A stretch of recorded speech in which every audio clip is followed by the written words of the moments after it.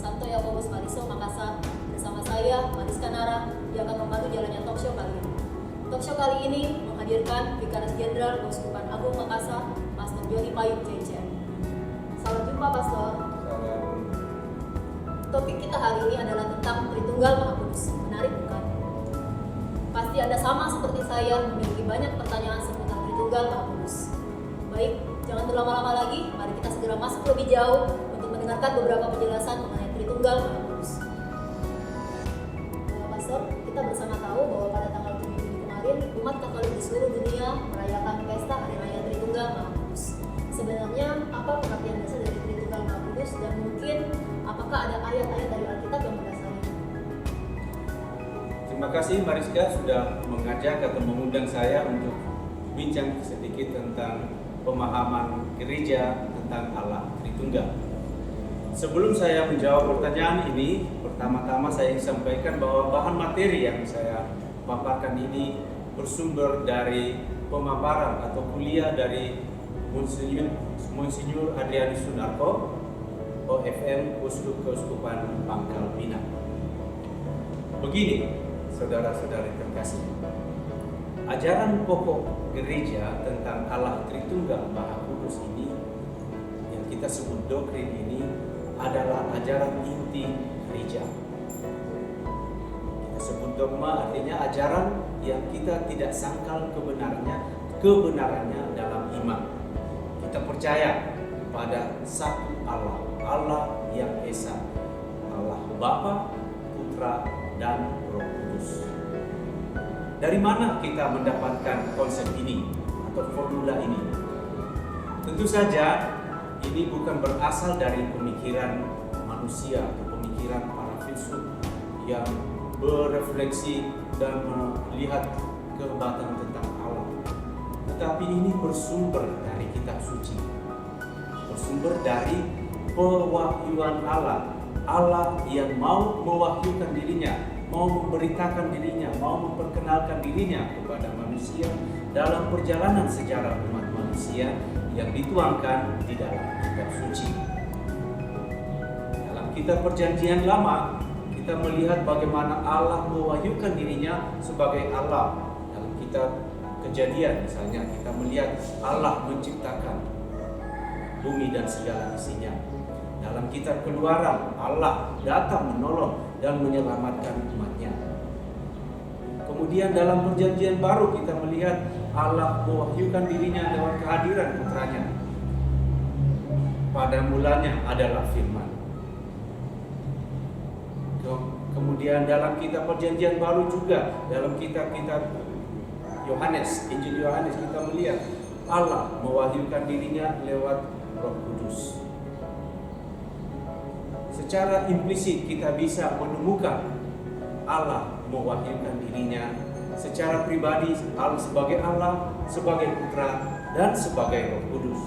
Akan tetapi Injil juga menyajikan, atau kitab suci juga menyajikan formula nyata secara implisit kehadiran Allah Roh Kudus.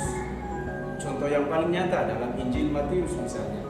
Injil Matius kita melihat Yesus yang mengutus muridnya, pergilah ke seluruh dunia dan jadikanlah semua bangsa muridku dan baptislah mereka dalam formula ini, Bapa, Anak atau Putra, dan Roh Kudus. Kemudian dalam Injil Matius juga kita melihat sesudah dibaptis Yesus keluar dari air, dan pada waktu itu langit terbuka dan Roh Kudus turun dalam bentuk merpati turun ke atas putra. Dan terdengar suara dari langit mengatakan, inilah anak yang kukasihi.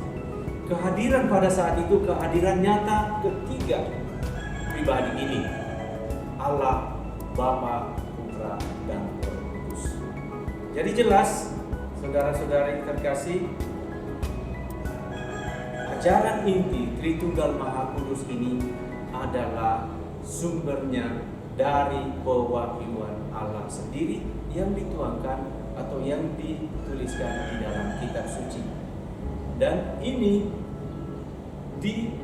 oleh Bapak-Bapak konsili kita dituangkan dalam satu ajaran nyata yang kita sebut ajaran credo, ajaran tentang iman kita, yang mengajarkan kepada kita bahwa kita percaya akan satu Allah, Allah yang Esa, Bapa, Putra, dan Roh Kudus, Allah yang satu dalam tiga pribadi. Pastor, dari penjelasan yang Pastor sampaikan tadi, yang bisa saya tangkap bahwa umat Kristiani percaya akan Allah yang Esa atau Allah yang tunggal dalam tiga pribadi, Allah Bapa, Allah Putra, dan Allah Roh Kudus. Benar seperti itu, Pastor? Oke, pertanyaan selanjutnya. Bagaimana menanggapi pernyataan orang lain bahwa Tuhan orang Kristen itu ada tiga? Bagaimana cara kita menjelaskan kepada mereka? Terima kasih Mbak Rizka, pertanyaan yang sangat bagus, sangat up-to-date, karena kita memang tidak hidup sendiri, kita hidup bersama dengan saudara-saudara kita yang lain. Ada beberapa tips yang bisa saya bagikan kepada saudara-saudari, kepada umat kita, umat Kristiani, dalam menanggapi tantangan seperti ini. Saya katakan tantangan karena memang kita ditantang untuk mengembangkan apa yang kita pahami. Pertama, harus kita yakini, kita harus benar-benar yakin bahwa ajaran kita itu adalah benar, tak terbantahkan. Bahwa kita percaya akan Allah yang Esa, Allah yang tunggal. Bahwa agama Katolik atau agama Kristen tidak mengajarkan atau tidak menganut politeisme. Jadi kita harus yakin pertama-tama Tritunggal kita atau Tritunggal yang kita anut itu adalah ajaran yang benar, Allah yang satu dalam tiga pribadi, Bapa, Putra, dan Roh Kudus. Itu tips pertama, yakin bahwa kita memiliki kebenaran iman ini. Yang kedua, tips yang kedua, setelah kita mengafirmasi bahwa kita percaya akan Allah yang Esa, kita harus, artinya kita mengatakan bahwa jika saudara-saudara kita bertanya kenapa kalian percaya pada tiga Allah, kita afirmasi bahwa kita pun percaya akan Allah yang Esa, Allah yang tunggal. Dan afirmasi ini mengatakan bahwa sama seperti kalian percaya kepada Allah yang Esa, kami pun percaya akan Allah yang Esa. Itu tips kedua. Kemudian setelah kita menjawab demikian, mereka akan biasanya menjawab, ini sulit dimengerti, katanya Esa tapi tiga. Maka tanggapan selanjutnya adalah bahwa tips begini, bahwa Allah itu Maha Besar. Jadi kita harus katakan, Anda percaya dengan Allah yang Maha Besar, tak terjangkau oleh semua nalar manusia. Pasti mereka akan menjawab, benar, Allah itu Maha Besar, tak terjangkau oleh manusia. Jika demikian, jika ada afirmasi demikian, maka kita pun harus mengatakan itulah misteri Allah. Kita sebagaimana kemampuan manusia ini tidak akan mampu memahami secara sungguh siapa diri Allah itu sendiri. Itulah yang kita sebut misteri Allah. Karena jika tetap mereka mengatakan masih belum bisa memahami apa artinya misteri Allah, kita bisa memberi contoh. Contoh dari pengalaman Santo Agustinus. Pengalaman yang sangat bagus dari Santo Agustinus yang dalam kapasitas intelektualnya dikatakan adalah seorang yang sangat cerdas, sangat pintar secara intelektual. Ia mau memahami jati diri Allah itu. Ia sepanjang hari, sepanjang hidupnya berpikir tentang siapa Allah. Dan suatu hari Santo Agustinus berjalan-jalan di tepi pantai sambil merenungkan betapa siapa Allah itu sendiri. Dan ia berjalan, tak pantai itu kosong. Dan ia tiba-tiba melihat seorang anak kecil sedang membuat kolam kecil di tepi pantai. dan kolam itu ia isi air dengan mencelup air laut yang ada di sampingnya dan memasukkan di dalam kolam itu. Pada mulanya Santo Agustinus hanya memperhatikan, tetapi berkali-kali anak itu memasukkan air laut ke dalam kolam kecil yang dia buat di pantai. Akhirnya Santo Agustinus mendekati anak itu dan bertanya, "Anak, kamu sedang apa?" "Oh, saya sedang mau memindahkan air laut ini ke dalam kolam saya yang kecil ini." Santo Agustinus tersenyum. "Bagaimana mungkin kamu bisa memindahkan lautan samudra yang besar ini ke dalam kolam yang kecil ini?" Anak itu memandang Santo Agustinus, persis seperti yang Bapak pikirkan. Bagaimana mungkin kemampuan otak manusia yang begitu kecil mau menyelami misteri keagungan Allah itu? Saat itu Agustinus tersentak dan menyadari bahwa betapa kemampuan manusia untuk memahami misteri kehadiran Allah itu tak mungkin diselami oleh pikiran manusia. Itu tips ketiga. Tips keempat, iman itu bersifat subjektif, jadi tidak bisa dibandingkan dengan apa yang diimani oleh orang lain.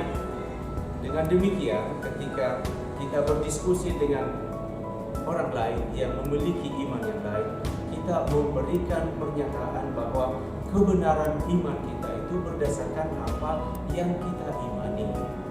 Iman Anda benar-benar sesuai dengan iman yang Anda anut.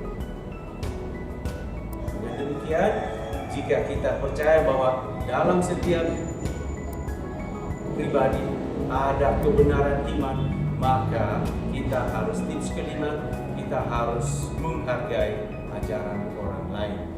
Jangan merendahkan ajaran iman orang lain. Dan jika masih belum puas, kita bisa menggunakan bahasa perbandingan, bahasa kiasan untuk menjelaskan lebih lanjut tentang Tritunggal Maha Kudus. Misalnya, dengan menggunakan analogi nada dasar musik. Bagi orang yang bisa atau mengenal musik pasti tahu. Misalnya, kita katakan nada dasar C dalam piano. Nada dasar C itu ada 3 not. Not yang pertama berbunyi Do. Not yang kedua berbunyi Mi. Not yang ketiga berbunyi Sol. Do, Mi, Sol. Itu secara sendiri-sendiri mempunyai nada yang berbeda.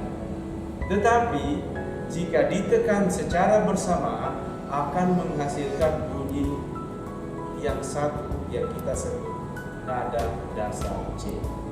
Nah, penjelasan ini mengatakan bahwa Allah yang tunggal itu adalah satu, tetapi dalam 3 pribadi yang memiliki nada-nada tersendiri, tetapi tetap menjadi satu.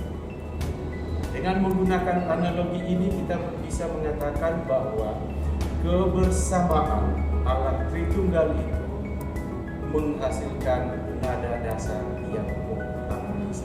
Artinya ada relasi harmonis antara Allah Tritunggal ini, dan relasi harmonis inilah yang kita sebut cinta. Maka ajaran Kristiani itu tidak bisa dipisahkan dengan kehadiran Allah Tritunggal yang mencintai. Oke, benar sekali Pastor. Dari analogi Pastor tadi yang Pastor sampaikan, saya bisa menangkap bahwa dari setiap nada-nada yang dibunyikan itu berbeda, tetapi menjadi indah ketika dipadukan. Kayak harmonis ya Pastor. Nah, pertanyaan selanjutnya Pastor. Kalau kita baca dalam kitab Yesaya pasal 6 ayat 3, di situ ada pernyataan kudus sebanyak 3 kali. Nah, apakah ada hubungannya atau kaitannya dengan liturgi Gereja Katolik, khususnya dalam bagian jawaban prefasi? Baik, terima kasih. Pertanyaan yang sangat baik, karena ini peribadatan kita. Jelas pasti ada hubungannya.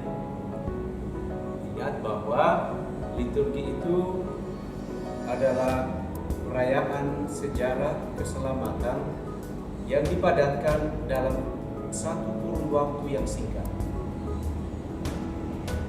Liturgi tersusun dengan mengikuti apa yang dirayakan dan diungkapkan di dalam kitab suci.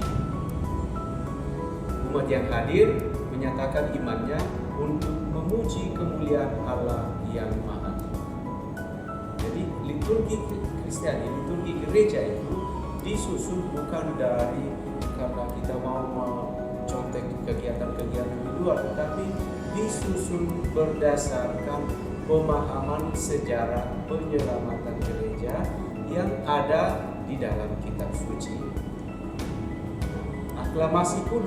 Aklamasi ini sebetulnya diambil dari teks perjanjian lama seperti disebut tadi, Yesaya bab 6 ayat 3. Kudus, kudus, kuduslah Tuhan semesta alam. Dan dalam beberapa perayaan minggu kita mendengarkan juga ungkapan Hosana bagi anak Daud. Diberkatilah dia yang datang dalam nama Tuhan. Terpujilah engkau di surga. Jadi itu adalah dalam kitab Mazmur itu mengungkapkan satu, yakni kekudusan Allah. Sehingga ketika Yesaya oleh malaikat serafim berseru kudus atau suci, suci, suci sebanyak 3 kali, itu mau mengungkapkan atau mendaraskan betapa kudusnya Allah itu sendiri. Hosana itu sebetulnya juga berarti selamatkanlah kami. Jadi seruan kita kepada Allah yang kudus itu seruan supaya Allah yang kudus menyelamatkan kita. Ungkapan atau nyanyian ini menggambarkan atau menunjukkan kepada kita yang ada dalam perayaan itu bahwa perayaan ini adalah perayaan keselamatan yang datang dari Allah yang Maha Kudus. Begitu indah perayaan liturgi kita. Pernyataan kita itu bukan pernyataan kosong belaka, tetapi pernyataan kehadiran Allah yang Maha Kudus yang menyelamatkan kita. Demikian. Wah, akhirnya kita bisa mengetahui asal-usul aklamasi kudus, kudus, kudus yang selama ini kita ucapkan atau kita nyanyikan. Menarik sekali topik kita hari ini, Pastor. Dan mungkin ini pertanyaan dari kami yang terakhir. Dalam ajaran agama saudara kita yang beragama Hindu, mereka mempercayai Trimurti. Nah, apakah ada kaitannya atau mungkin ada kesamaannya dengan Trinitas yang juga kita percayai? Terima kasih Mbak Rizka. Pertanyaan menantang sekali sebetulnya untuk mendalami dua konsep ini, Trinity dan Trimurti. Dua konsep atau dua doktrin yang tentu saja berbeda dan pasti tidak bisa dibandingkan karena dua konsep ini diimani oleh dua kelompok yang berbeda, sehingga akan sangat sulit untuk membandingkan keduanya. Tentu saja kita akan bisa katakan dua-duanya menggunakan konsep tiga. Saya katakan dua doktrin ini memiliki kebenaran yang tidak dapat disangkal oleh siapapun dalam pemeluk agamanya itu sendiri. Sehingga dengan demikian kita hanya perlu menghargai konsep iman masing-masing. Dan kebenaran masing-masing konsep ini tidak dibantahkan. Karena itu memang dalam diskusi-diskusi untuk mencari apakah ada persamaan atau perbedaan, kalau untuk menambah pemahaman boleh-boleh. Tetapi jika kita mau mendalami atau melihat apakah di sana benar atau tidak, kita sebaiknya keluar dari diskusi demikian. Namun demikian saya bisa menunjukkan beberapa konsep perbedaan ini. Bisa kita katakan begini. Bagi umat Kristiani, penyembahan dalam doa atau dalam liturgi selalu menuju kepada atau merujuk kepada kesatuan Allah. Tidak bisa kita katakan hari ini saya membuka tanda salib dengan atas nama Bapa saja. Kita harus membuka tanda salib itu atas nama Bapa, Putra, dan Roh Kudus. Artinya, kita tidak bisa merayakan Ekaristi hanya untuk penyembahan kepada satu pribadi Allah. Keesahan Allah itu mutlak. Allah, kita menyembah Allah yang esa, itu mutlak. Jadi kita tidak bisa menyembah, katakan hari ini perayaan Ekaristi saya hanya menyembah Allah Roh Kudus, besok Allah Putra, dan lusa Allah Bapa. Tidak. Perayaan itu adalah perayaan kesatuan di hadapan kealahan yang esa. Sementara dalam Trimurti, pemujaan itu, penyembahan itu bisa dialamatkan kepada satu pribadi saja. Itu yang bisa kita lihat secara nyata tentang bedanya singkat ini. Dengan demikian, saya tidak mau berpanjang-panjang untuk menjelaskan atau memberikan perbedaan nyata ini, karena kita harus menghargai apa yang dianut oleh saudara kita. Pasti ada kebenaran di dalam. Dan kita menghargai apa itu pengajaran Trimurti. Luar biasa talkshow kita hari ini, kita bersama lebih mengerti apa itu Tritunggal Maha Kudus dan apa yang menjadi landasan kitab sucinya. Sekali lagi terima kasih Pastor untuk kesempatannya yang begitu berharga, memberikan kita begitu banyak pengetahuan. Terima kasih juga sudah mengajak